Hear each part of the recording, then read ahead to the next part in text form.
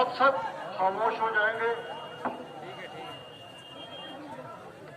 नहायत ही काबिल एहतराम पीर निसार साहब, मिर्जा अब्दुल रशीद साहब, साईं अब्दुल रशीद साहब, यहाँ पर आए हुए उलमा हजरात, मेरे खानदान के सारे हजरात जो यहाँ पे तशरीफ रखते हैं, सबको मेरी तरफ से अस्सलाम वालेकुम। मैं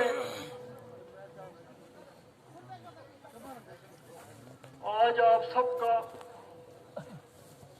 शुक्रिया अदा करता हूँ। लाखों की तादाद में लोग यहाँ पर आए और आज तक ये सिलसिला जारी है। मेरे वालिद साहब की वफात के बाद कोई दिन ऐसा नहीं था जब 5 से 10 हजार आदमी रोज यहाँ पे नहीं आए, और पूरी दुनिया में कोई जगह ऐसी नहीं थी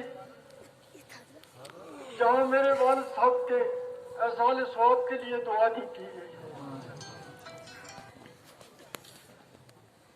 इस रियासत और फिर इस रियासत के बाहर